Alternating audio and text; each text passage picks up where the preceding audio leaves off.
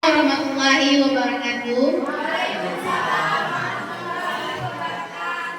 Puji syukur marilah sama-sama kita panjatkan kehadiran Allah Subhanahu wa taala yang mana Allah masih memberi kita kesempatan, kesehatan, sehingga kita masih bisa berkumpul, masih bisa mengajar seperti biasanya. Salawat beri salam juga tak lupa kita sendirikan kemampuan Nabi besar Muhammad SAW beserta para sahabat dan keluarga beliau sekalian.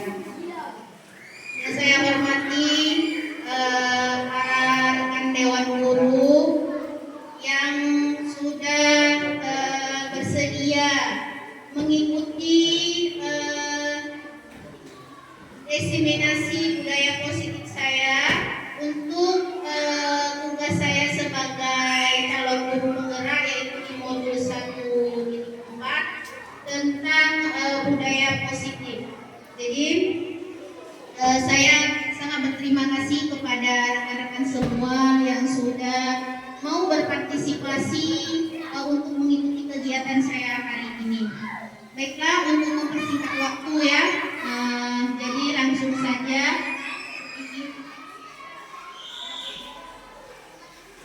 Ya, oke, sebelum kita masuk ke materi kita hari ini, jadi di sini di depan di layar sudah ada Bapak dan Ibu lihat semua ya kan? Yuk senyum selama 30 detik. Ya.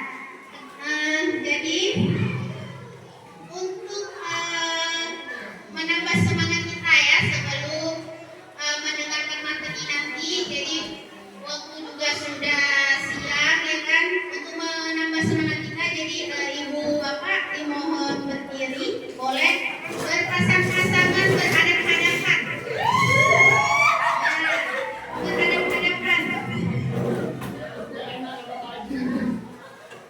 Berhadap-hadapan, oke. Polisi minta tolong timer 30 detiknya. Waktu coba. Nah, oke ya, kita mulai ya Ibu Bapak ya. Jadi boleh melihat teman yang ada di depannya senyum tanpa jijik selama 30 detik. Ya, nanti ada timernya, waktu saya bilang stop berhenti. Senyum tanpa gigi melihat temannya, coba ditengok teman yang ada di depannya. Awal mungkin agak susah ya kan, terpaksa, tapi lama-lama coba dilihat wajah cantiknya, wajah gantengnya. Kita tepat teman yang ada di depannya, boleh. Senyum tanpa gigi. Boleh ditengok. Mungkin awalnya masih belum gigi ya kan, lama-lama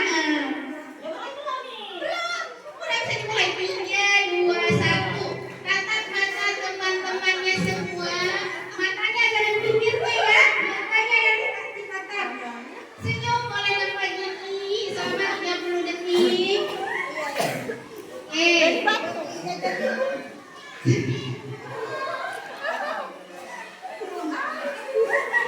Kira sakti yang di rumah, kantor kali teman saya dan tinggal teman saya.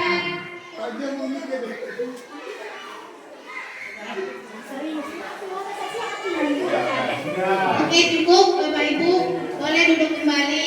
Ya, sangat untuk kita semua. Ya, terima kasih Bapak Ibu ya. Ini sedikit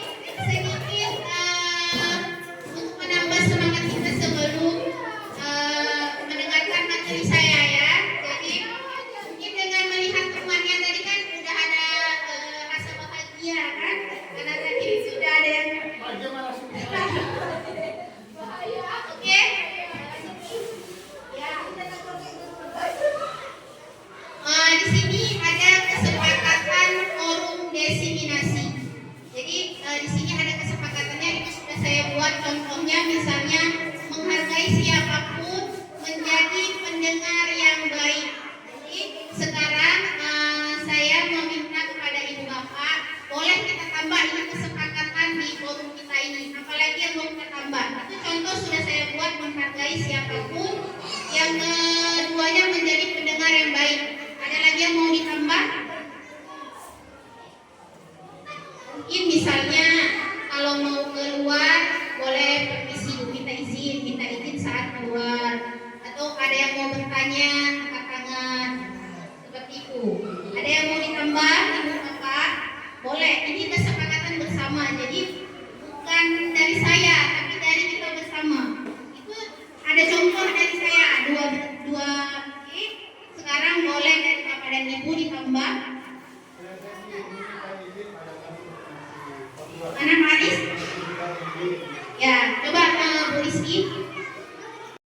Sekarang saya meminta kepada Ibu Bapak, boleh kita tambah, ini kesepakatan di forum kita ini. Apalagi yang mau kita tambah. Itu contoh sudah saya buat, menghargai siapapun. Yang keduanya menjadi pendengar yang baik. Ada lagi yang mau ditambah?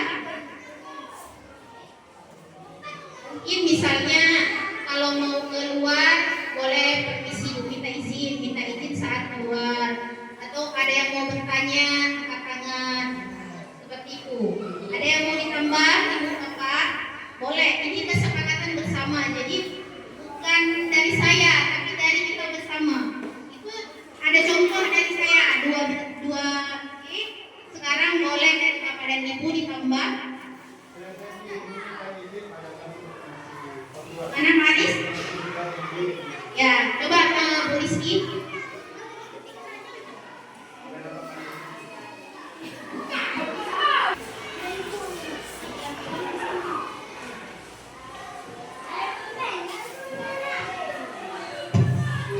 Oke Bapak Ibu, kita lanjut ya.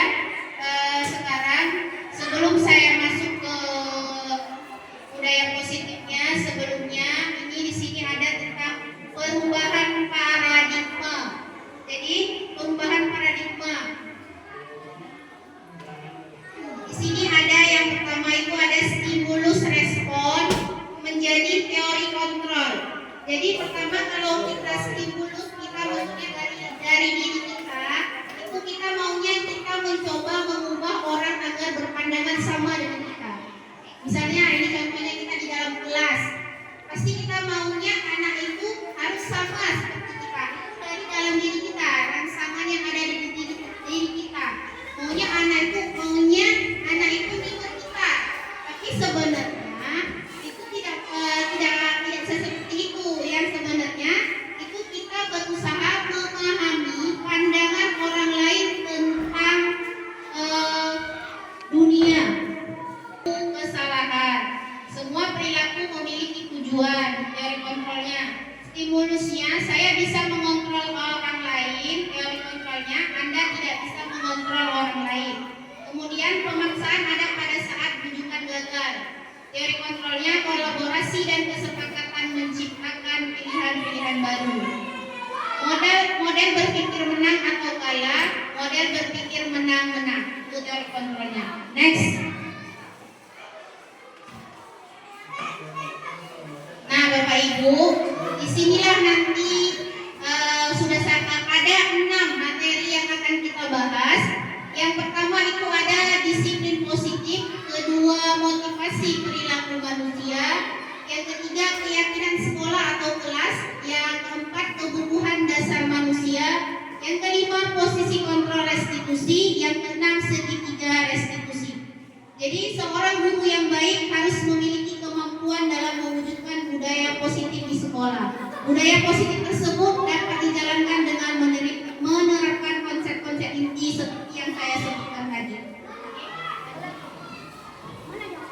Nah, di sini yang pertama kita akan bahas yaitu tentang disiplin positif. Jadi Bapak Ibu, sebelum kita jabarkan, di sini ada yang tahu tentang disiplin positif atau pernah mendengar kata-kata tentang disiplin positif? Ada yang boleh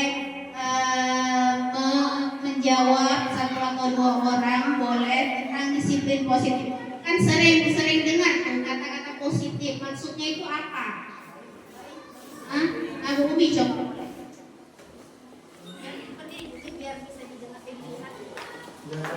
Assalamualaikum warahmatullahi wabarakatuh. Menurut saya disiplin positif baik ya. Kalau kalau di sekolah contohnya misalnya pagi-pagi salam, ya panggilannya salam. Kemudian kalau masuk lokal itu berbaris, kemudian baca doa, ya kan? Nah, itu contohnya ya. Oke, benar sekali. Terima kasih untuk Bu Umi. Boleh tepuk tangan untuk Bu Umi. Oke, sangat luar biasa. Ada lagi dari yang lain mungkin? Ada yang mau berpendapat? Boleh. Di sini tidak ada yang salah dan benar ya Ibu. Kita ini saling sharing, saling berbagi. Jadi tidak perlu malu atau takut salah. Jadi ada yang lain boleh? Pak Aris, boleh Pak Aris? Oke, jadi lanjut ke Bu Rizky. Ya, oke. Seperti yang tadi dikatakan sama Bu Umi ya, jadi disiplin positif itu adalah hal-hal baik atau nilai-nilai kebajikan. Jadi ini di sini ada disiplin positif merupakan suatu cara penerapan disiplin yang mengajarkan anak bertanggung jawab dan menumbuhkan kesadaran diri berdasarkan nilai-nilai kebajikan. Disiplin positif lebih ke arah disiplin diri yang dapat mengontrol diri dalam melakukan segala tindakan.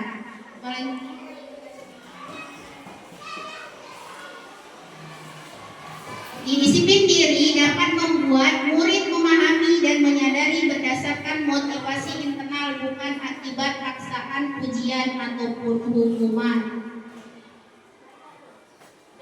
Jadi Bapak Ibu, disiplin positif itu adalah nilai-nilai kebaikan yang ada pada diri anak-anak. Jadi mereka itu melakukannya itu tanpa ada paksaan, tanpa ada karena mau ada hukuman, karena takut dimarah. Jadi memang sudah ada dari dirinya untuk mewujudkan disiplin positif. Jadi di sini disiplin positif adalah hal-hal nilai kebajikan. Apa aja, Bu, Pak, nilai-nilai kebajikan yang ada di sekitar kita. Misalnya apa aja? Tadi contoh tadi dari Bu Umi, salam. Lain? Ada lagi? Berdoa. Ada lagi Bu Bapak? Nilai-nilai positif kan banyak nilai positif. Ya, menghargai sesama. Apalagi? Saling membantu boleh.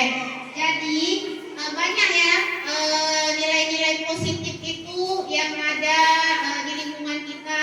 Contohnya tadi saling menghargai, saling menghormati, kemudian mandiri anaknya, kreatif, habis itu mau bergotong royong, mau membantu, itu semua masuk ke dalam budaya positif, disiplin positif, nilai-nilai yang baik, nilai-nilai yang ada di diri anak. Jadi sudah kita rangkum karena dia, kalau kita ini kan banyak, jadi sekarang itu karena kita kan kurikulum merdeka ya, jadi sudah dimasukkan ke dalam 6 karakter dalam profil pelajar Pancasila. Misalnya kayak mandiri, anak mengerjakan tugas sudah bisa mengerjakan tugas sendiri, masuknya ke mandiri. Berdoa, dia masuknya ke beriman bertakwa. Ramah, salam, dia masuk ke beriman dan bertakwa. Kemudian kerjasama, masuknya ke gotong royong. Anak sudah berpikir kritis, sudah dirangkum dalam ini. Karena kan kita sekarang sudah masuk kurikulum merdeka ya. Boleh.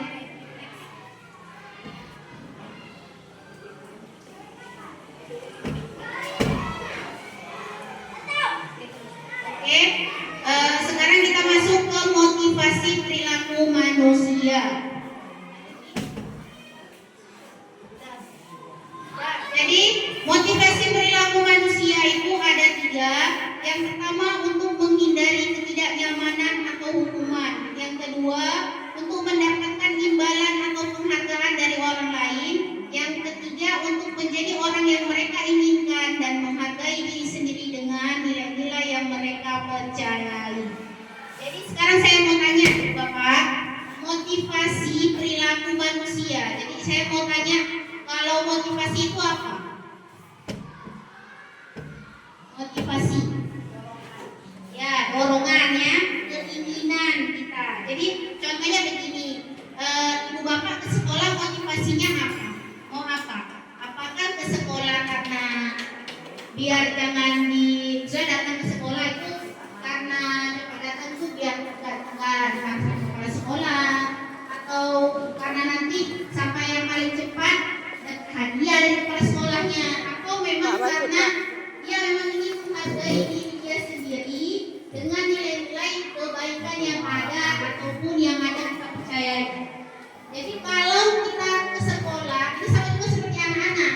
Kalau anak-anak ke sekolah itu karena takut dimarah sama mamanya yang mungkin di rumah, ataupun karena nanti sampai sekolah sampai yang rajin sekolah dikasih hadiah sama ibunya, atau karena memang dia tujuannya ke sekolah untuk menuntut ilmu.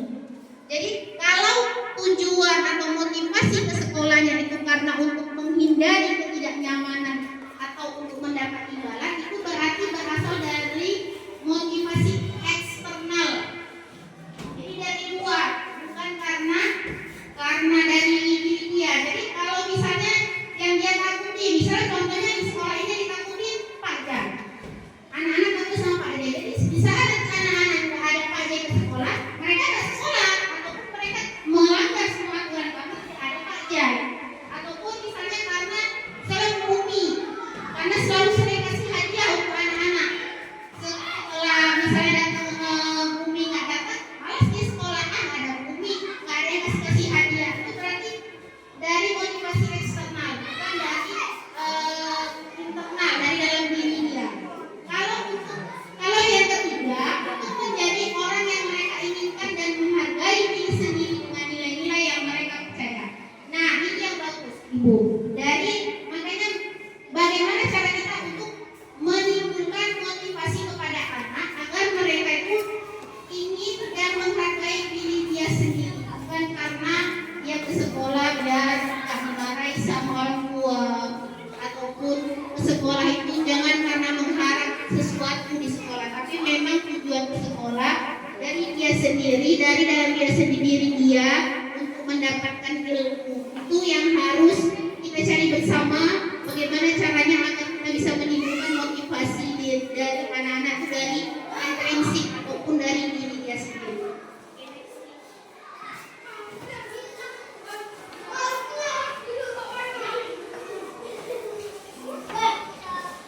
Oke lanjut, kita sekarang membahas tentang keyakinan sekolah atau kelas. Jadi ibu bapak mungkin belum pernah ya dengar keyakinan kelas. Sudah pernah ada yang dengar keyakinan kelas atau sekolah? Sudah? Belum. Ya, jadi ini kalau di sini belum di sekolah kita, tapi kalau untuk di luar-luar mereka sudah menggunakan itu keyakinan kelas.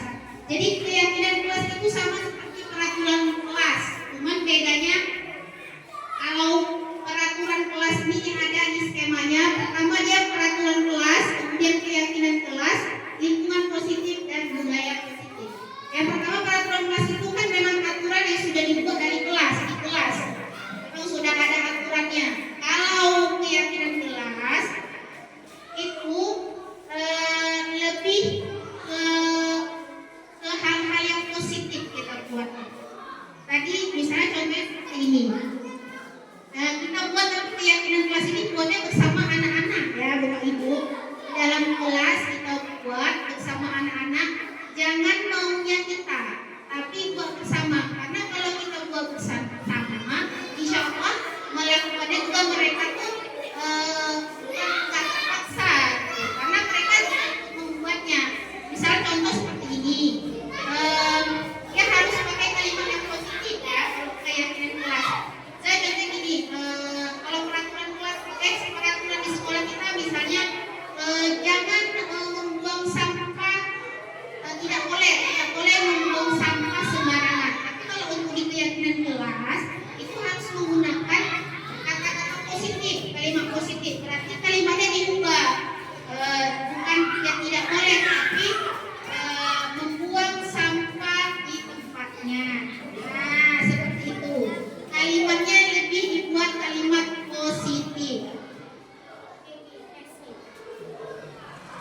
keyakinan kelas, guru berperan dalam mewujudkan terbentuknya keyakinan sekolah atau kelas dengan adanya kesepakatan antara guru dan murid, seperti yang saya bilang.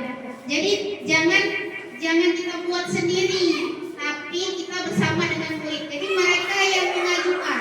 Misalnya kita kasih gambaran nomor satu, tadi seperti itu, makan dan minum di luar kelas. Nah, mereka kemudian buka lagi yang lain. Apa-apa yang mereka mau, Bu, misalnya mereka, Bu, nggak boleh berkelahi, Bu, di dalam kelas, atau Bu, tidak boleh mencontek. Nah, itu boleh, cuma nanti bahasanya kita ubah menjadi kalimat yang positif. Tapi ini usulannya dari anak-anak. Boleh. Keyakinan sekolah atau kelas berupa pernyataan-pernyataan universal yang mudah diingat dan dipahami dan harus diterapkan di lingkungan sekolah. Jadi kita buat yang enak-enak aja, Bu. Yang mudah-mudah, jangan yang bahasanya sulit-sulit.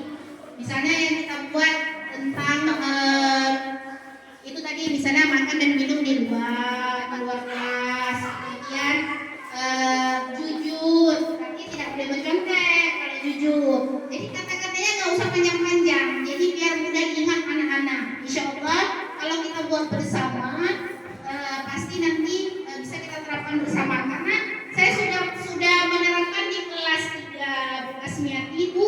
Kemarin itu saya sudah buat dan mereka ingat. Karena pasti misalnya ada yang seperti jalan-jalan di kelas, karena kesepakatannya mereka nggak mau jalan-jalan. Pasti nanti mereka ingat. Ya pasti mengingatkan sama saya, Bu, kemarin kan kita udah buat keyakinan kelas kita nggak boleh jalan-jalan di dalam kelas. Nah, pasti mereka ingat karena mereka yang buat. Jadi makanya jangan kita sendiri yang buat, tapi buat bersama dengan anak-anak. Boleh? Nah, ini ada contoh keyakinan kelas Duduk bentar ya. yang saya buat. Ini contohnya, ini saya buat di dalam kelas 3A.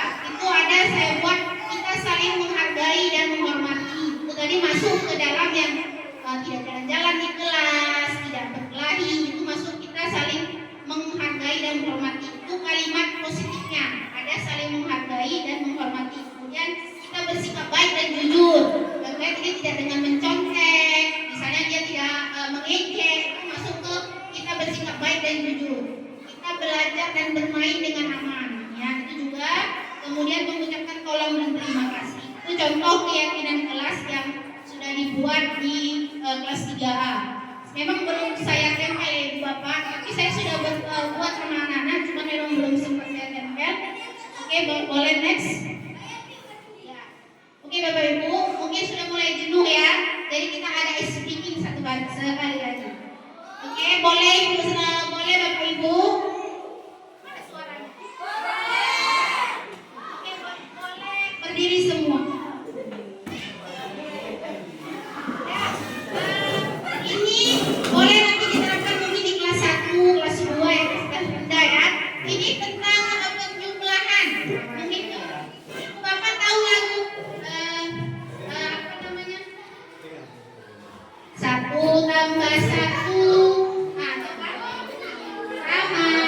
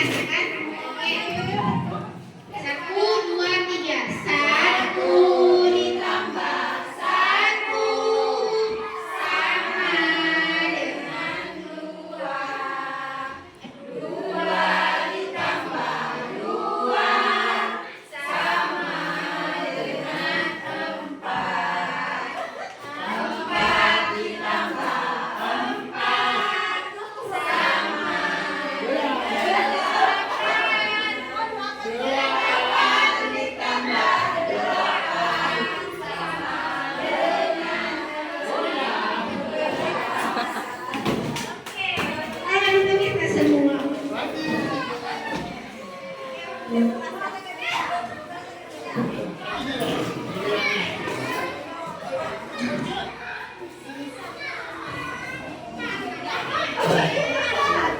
boleh lagi next.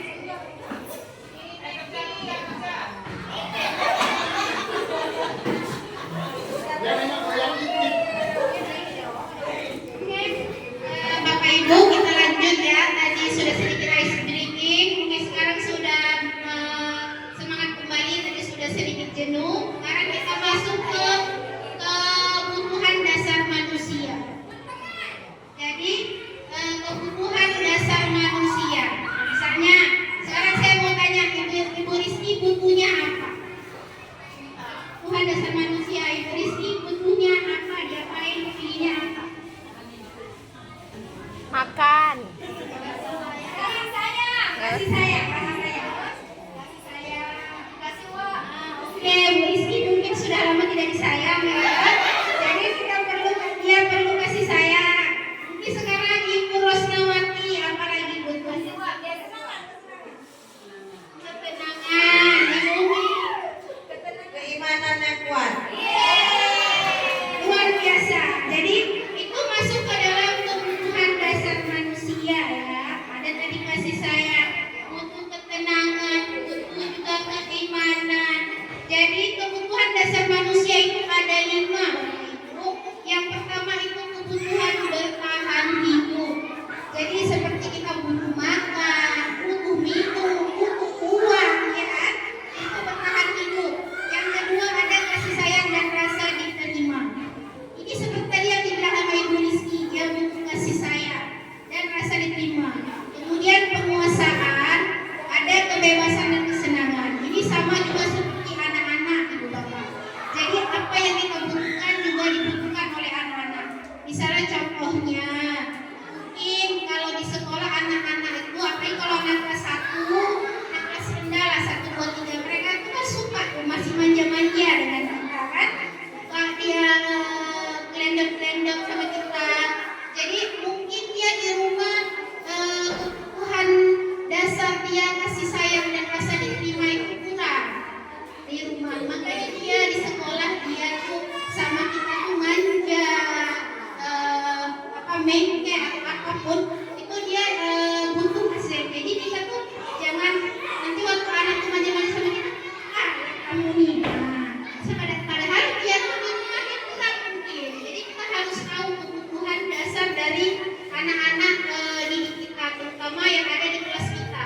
Jadi kita tidak harus semua satu sekolah ini, tapi untuk utama itu di kelas kita dulu. Oke, lanjut Rizky.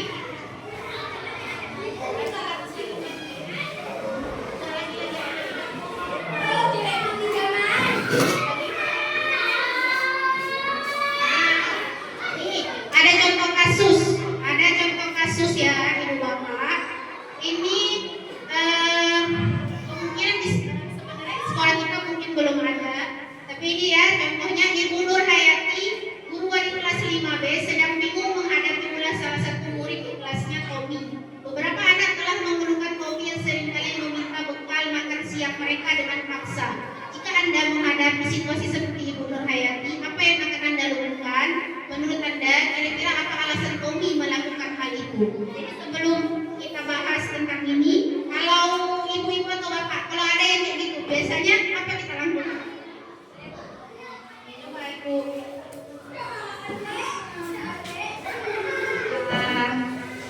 Mencari tahu latar belakang orang tuanya, mungkin karena di rumah itu dia belum sempat makan, atau mungkin orang tuanya yang belum menyiapkan sarapan pagi.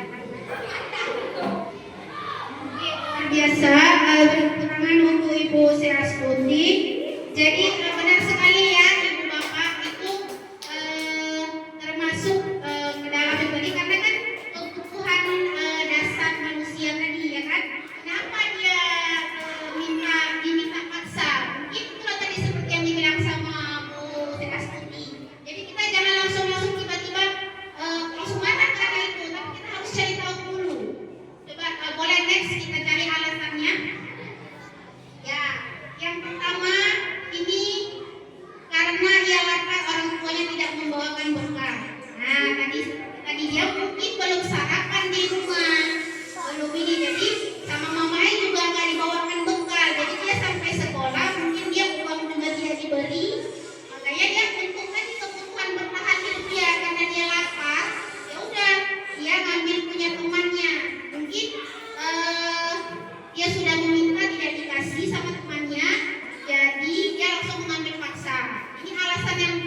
pertama. Ini tentang kebutuhan dasar manusia. Boleh lanjut?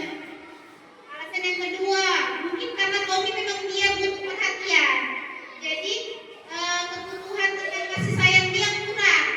Jadi dia sengaja diambil punya kawannya tadi, biar nanti kawannya pasti kan kawannya marah, menjerit, kemudian kawannya lapor ke gurunya, gurunya jadi perhatian sama dia. Nah, mungkin itu alasan yang kedua. Alasan karena kasih sayang dia di rumah kurang perhatian, jadi dia cari di sekolah. Yang ketiga, boleh? Ini tentang kekuasaan. Jadi ini karena memang dia anaknya itu berkuasa di sekolah. Karena memang ini dia alasannya. Karena semua orang dia takut sama dia. Kayaknya dia semena-mena. Semua orang dah takut sama aku Indra sini. Hampir terus punya kawannya. Kemudian yang keempat, alasan Tommy yang keempat, karena ini tentang kebutuhan bebas. Jadi bosan. Bosan dia karena bekal mamanya mungkin tiap hari dibawa mamanya tempe, ya tahu aja rasanya. Dia bosan, sama juga seperti kita di kelas. Jadi kalau tiap hari kita misalnya ngajarnya gitu-gitu aja, pasti anak-anak bosan. Kalau anak itu tidur aja di kelas. Jadi kita harus cari tahu itu. Kenapa? Karena dia mungkin kebutuhan kebebasannya dia itu masih belum terpenuhi. Yang kelima, ya kesenangan. Dia senang, kalau memang dia senang mungkin lihat kawannya nangis waktu diambil makanannya, lihat kawannya marah-marah, dia senang. Memang suka, dia memang anak iseng, suka ngomong temannya. Jadi kebutuhan senang dia kurang. Mungkin dia di rumah sama mamanya sering dimarah kan, di sekolah dia mengganggu teman-temannya. Oke, lanjut next.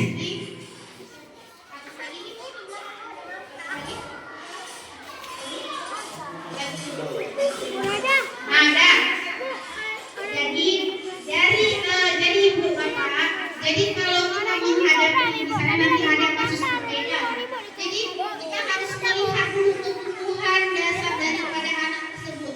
Jangan langsung kita marah sama anak itu. Jangan langsung kita kamu nih ya, tiap hari kamu berantem aja kerjanya.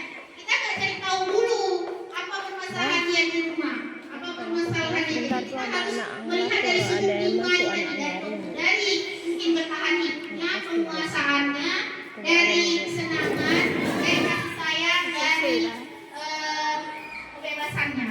Boleh sekarang kita masuk ke posisi kontrol restitusi. Mungkin ini juga hal yang baru, restitusi, belum pernah mendengar. Jadi ini restitusi adalah proses menciptakan kondisi bagi murid untuk memperbaiki kesalahan mereka sehingga mereka bisa kembali pada kelompok mereka dengan karakter yang lebih kuat. Restitusi juga merupakan proses kolaboratif yang mengajarkan murid untuk mencari solusi untuk masalah mereka dan membantu murid berpikir tentang orang seperti apa yang mereka inginkan dan bagaimana mereka harus memperlakukan orang lain. Jadi restitusi itu kita menciptakan kondisi anak dari memperbaiki kesalahan mereka. Jadi istilahnya itu bahasa lainnya kita menegur anak tapi dengan cara yang baik, dengan cara yang lebih santun, lebih lembut, tidak dengan marah-marah. Nah, ada 5 posisi kontrol restitusi. Yang pertama, guru sebagai penghukum, guru sebagai pembuat merasa bersalah, guru sebagai teman, guru sebagai pemantau, guru sebagai manajer. Kalau dilihat dari 5 ini biasa apa yang sering kita gunakan Bapak Ibu? Hah? Guru sebagai teman. Teman boleh. Apa yang biasa kita gunakan, sering kita gunakan mungkin di kelas kita. Guru sebagai penghukum biasanya itu yang lebih sering ya. Karena saya juga sebelum saya modul ini, modul tentang budaya positif ini, saya juga seperti itu. Saya lebih sering menggunakan guru sebagai penghukum dan guru sebagai pemantau. Tapi sekarang setelah saya sudah mempelajari semua, cara berpikir saya sekarang sudah mulai berubah sedikit demi sedikit. Bahwasanya ternyata yang kita lakukan sebagai penghukum itu tidak efektif, tidak membuat mereka jerah. Capek kita sudah menghukum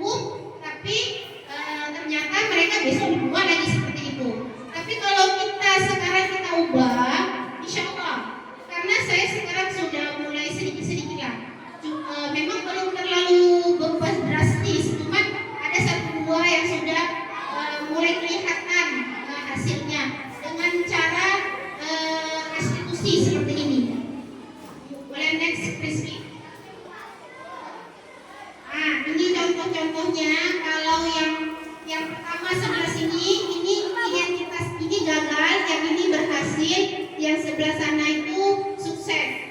Jadi kalau kita lihat dari sini, yang paling sukses itu posisi kontrol yang mana, Bapak Ibu? Yang manajer ya, benar sekali. Yang manajer yang paling bagus, yang paling manajer itu kan kita berarti kita sudah bisa menguasai semuanya. Jadi kalau yang penghukum pembuat rasa bersalah itu masih gagal. Saya contohnya nih, menghansip, menunjuk-nunjuk, menyakiti, menyindir, terus kita marah-marah itu masuk ke penghukum. Kemudian pembuat rasa bersalah itu misalnya gini, contohnya misalnya gini, ibu kecewa lagi sama kamu, padahal ibu udah selama ini udah ngajarin kamu, udah kasih tahu kamu, tapi kamu masih ngelakuin itu saja, ibu sangat kecewa. Nah itu membuat ini dia kan orang kalau digituin kan merasa bersalah, itu juga tidak bagus. Jadi kemudian untuk teman ini sudah selangkah agak lebih bagus daripada penghukum dan pembuat rasa bersalah. Misalnya gini, ayolah kita sama kawan, bisa kamu kayak gitu aja nggak bisa. Nah itu satu tingkat lebih bagus, tapi sebenarnya itu belum ini kali, karena nanti kalau misalnya ini dia jadi seperti lebih semena-mena sama kita ya kan, karena kita yang udah kawan. Tapi kalau untuk mengatasinya sudah agak lebih bagus. Kemudian pemantau, kalau pemantau ini kita langsung nanya-nanya, langsung kasih tahu misalnya kenapa kamu berantem, ya langsung suruh jawab. Kamu kapan berantemnya? Berantem sama siapa? Itu masuk ke pemantau. Kemudian kalau ke manajer, ini dia mengajukan pertanyaan-pertanyaan. Kalau manajer, jadi kita tapi dia dengan bahasa yang lebih lembut. Pertama misalnya seperti tadi yang dibilang Musik Astuti tentang kasus si Omi. Dia tanya dulu, kamu kena apa nak? Kenapa kamu ambil bekal anak kamu, kawan kamu? Habis itu kenapa kamu ngelakuin itu baik atau tidak? Nah seperti itu kita harus mencari tahu, itu kita masuk ke dalam manajer, itulah yang kita harapkan Bapak Ibu.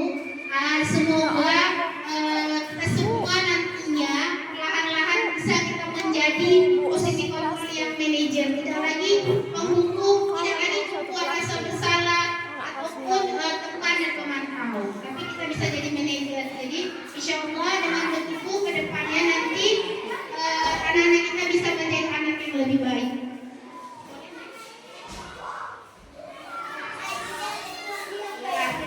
Di antara tadi seperti benar yang tadi dibilang, di antara 5 posisi kontrol yang paling baik itu sama seorang guru itu seharusnya sebagai manajer kan? Pengatur.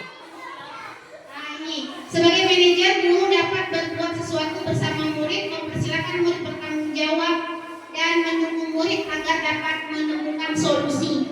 Jadi kalau dengan manajer kita bisa mencari solusi bersama dengan anak-anak. Selain itu, posisi manajer mengacu pada restitusi yang dapat menjadikan murid sebagai manajer bagi dirinya sendiri sehingga dapat mencipta identitas positif pada diri murid. Segitiga restitusi. Ini tadi seperti tadi juga, tapi ini lebih kalau yang tadi ini sudah ada tahapannya. Jadi tahapan dalam segitiga restitusi, bagaimana kita cara menghadapi sebuah kasus. Yang pertama ada menstabilkan identitas, kemudian validasi tindakan yang salah, menanyakan keyakinan. Boleh lanjut? Nah, kalau ini menstabilkan identitas dilakukan berdasarkan prinsip bahwa membuat kesalahan adalah bagian dari proses pembelajaran yang nantinya akan menggeser identitas gagal ke arah identitas sukses. Jadi menstabilkan identitas pertama sebelum pada kasus, kita tanyakan dulu kepada anak-anak. Boleh lanjut Ki? Nanti saya akan kasih contoh segitiga restitusi.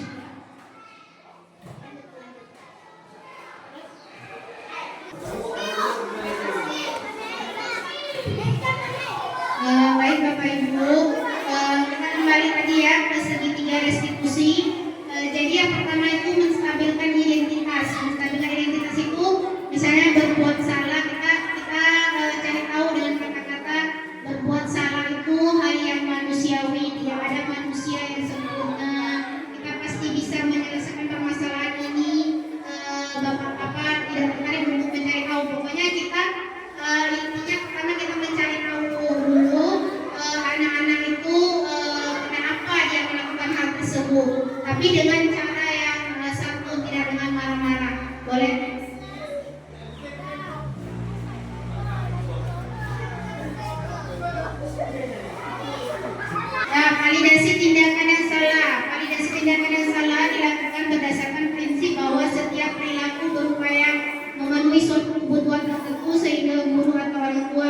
bergeser dari pemikiran stimulus respon menjadi proaktif serta akan lebih mengenali dan mengakui kebutuhan murid atau anak.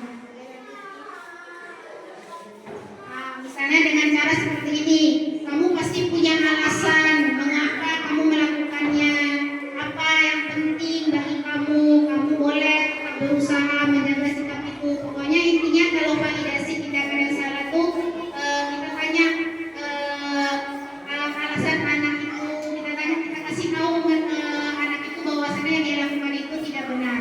Boleh lanjut?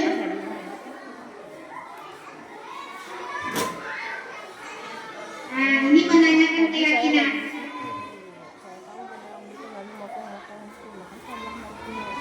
Nah, kalau menanyakan keyakinan, setelah kita cari tahu, kemudian kita sambungkan dengan keyakinan kelas yang sudah kita buat sama-sama tadi di kelas. Setelah itu kita tanya, sesuai tidak dengan keyakinan kelas yang sudah dibuat. Kan kamu sudah kita kan sudah menyepakati keyakinan kelasnya itu apa-apa. Saya aja kasusnya berkelahi. Berarti kita sesuaikan. Kamu sudah sesuai dengan keyakinan kelas kita, keyakinan kelas yang mana misalnya kelas siswa. Jadi setelah itu kemudian baru kita tanya, kamu mau berubah atau tidak? Kapan kamu mau berubah? Nah, seperti itu. Kalau mereka misalnya, kalau saya tanya kapan mau berubah, saya bilang besok. Nah, setelah itu, setelah mereka sudah kita ajak untuk membuat segitiga restitusi ini, kita sudah tanya penstabilan identitas, kita sudah validasi tindakan yang salah, kita sudah menaik keyakinan, dan mereka sudah setuju untuk berubah. Setelah itu, jadi kita tidak perlu kasih dia hukuman apa-apa. Cuman setelah itu, setelah untuk kedepannya, kita harus memantau anak itu. Adakah enggak dia berubah? Karena setelah itu sudah selesai, sudah kita enggak kita lihat lagi, tapi kita evaluasi kembali apakah anak itu sudah berubah atau belum. Jadi itu bisa jadi evaluasi kita bersama.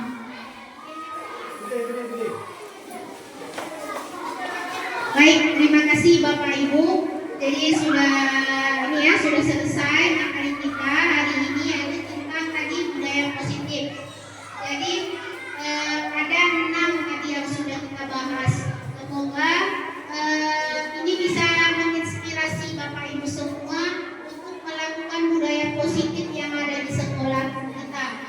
Jadi kalau bukan kita yang memulainya, siapa lagi yang akan memulai? Kita tidak perlu memulai untuk kita bisa buat satu sekolah ini, tapi kita mulai dari kelas kita sendiri. Jadi dimulai dari kelas, insya Allah nanti akan menyebar ke semua lingkungan sekolah kita.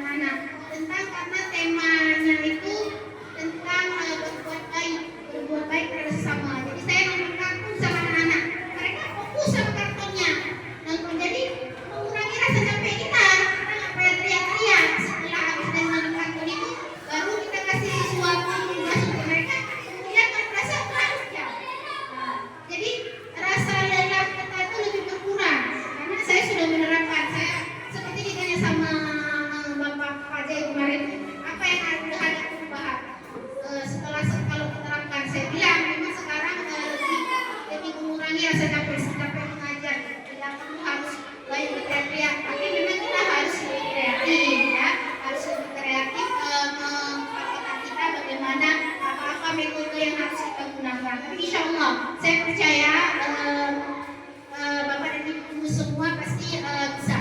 Tidak ada yang tidak bisa. Tidak ada orang bodoh, tapi hanya orang yang tidak mau mencoba, ya kan?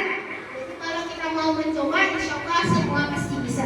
Memang tidak langsung bagus seperti saya. Saya juga tidak langsung. Kalau ditengok di kelas saya itu, kalau saya masuk maksudnya ke kelas saya, nggak juga ditengok langsung setelah saya jadi belajar jadi calon guru penggerak, anaknya langsung semua baik.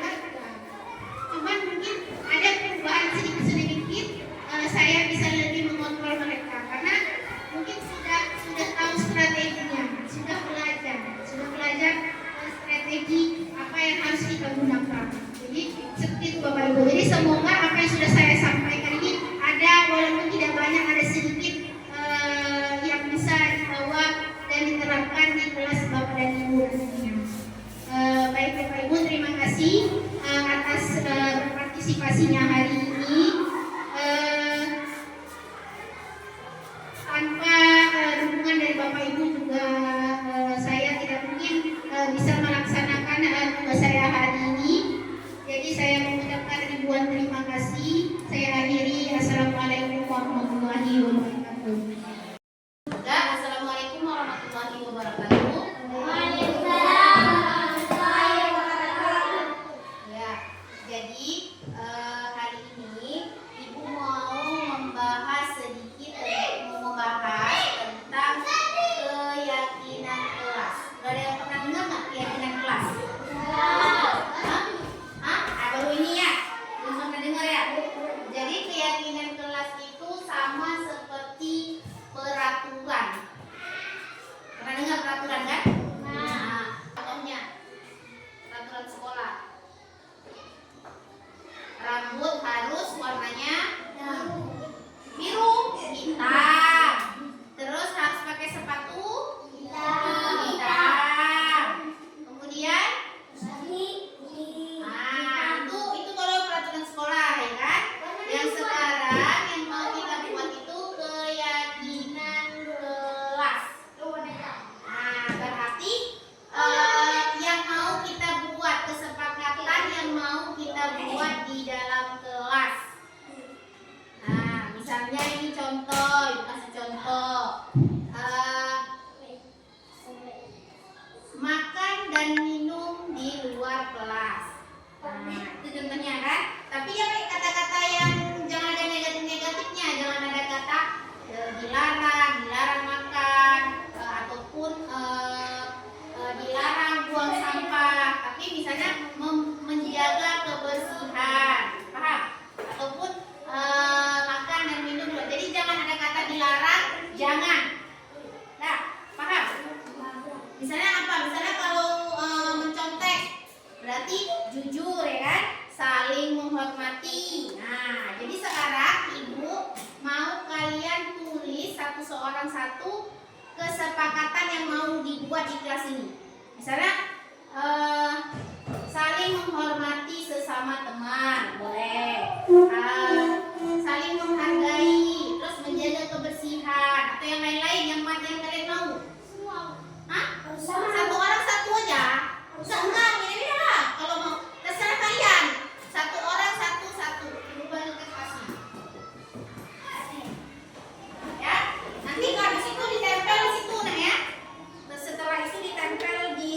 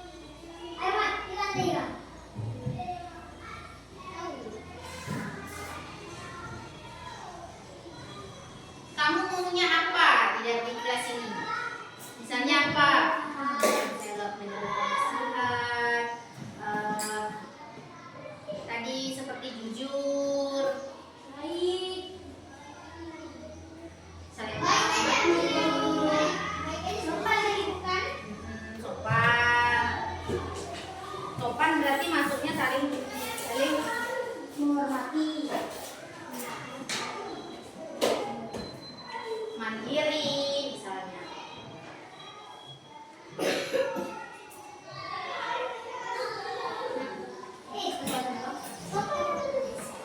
Nah, tempel sendiri aja. Dengan sopan deh, dengan sopan deh nah. Ada tempel aja. Dengan sopan. Oke. Udah ya. Jadi inilah ini. Boleh deh. Sudah nggak ada.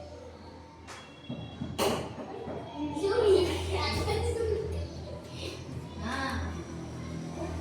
Dah, berarti ini ya, udah ada berapa ini keyakinannya sudah ada yang kalian buat, sudah kita rangkum. Berarti yang ini saling menghormati, menjaga kebersihan, terus berarti bertutur kata yang baik ya, karena sopan tadi kan, berarti berkata yang baik, jangan ada bully-bulian ya. Kalau kita sopan, oke. Jadi ini yang sudah kita sepakati dan ini harus dijalankan. Nah, jadi biar kalian bertanggung jawab dengan apa yang sudah dibuat. Nah, sekarang karena kalian sudah buat, ibu mau kalian tanda tangan di sini. Satu-satu dari mulai Nora.